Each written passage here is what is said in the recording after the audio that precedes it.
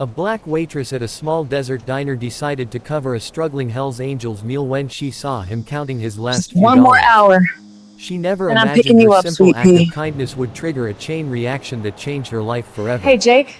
Just Coffee's still hours hot. later, the thunderous roar of 100 motorcycles filled the parking lot. Well, look An who's entire back. biker brotherhood descended on her tiny restaurant, leaving the whole town speechless. It began on an ordinary Tuesday afternoon at Mel's Diner. The lunch rush had faded, leaving only the hum of the old air conditioner and distant truck engines on Highway 9. Sarah Williams, 52, moved between the red vinyl booths with quiet grace.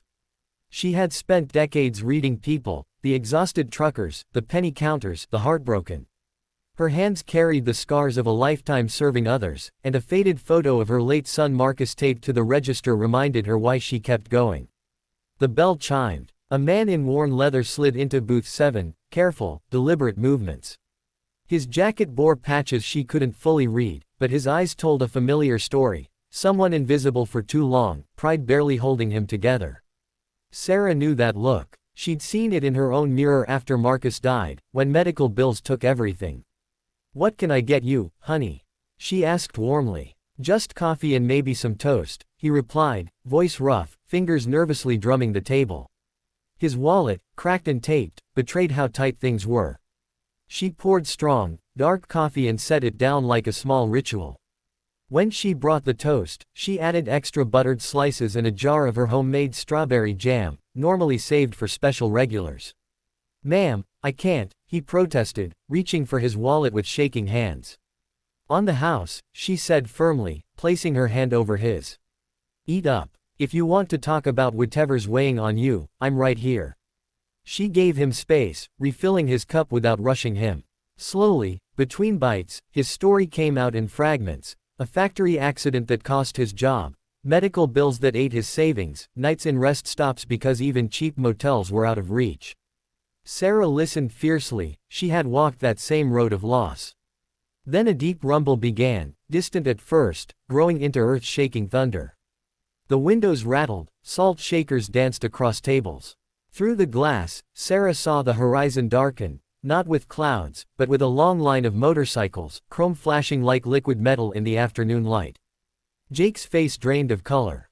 "Oh God, Sarah, you need to get out of here now." But she stayed rooted behind the counter as bike after bike pulled in, 50, 70, then 100 riders dismounting in precise formation. Boots hit asphalt like approaching thunder.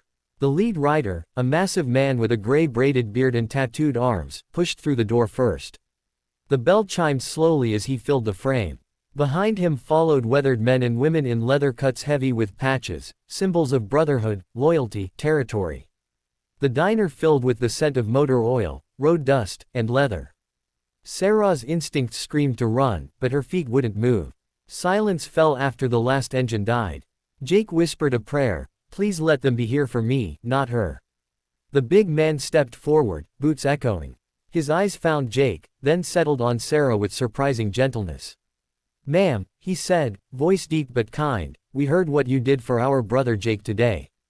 Treated him like family when he was down to his last dollar, too proud to ask for help." The air shifted, no threat, only something profound. What followed became local legend.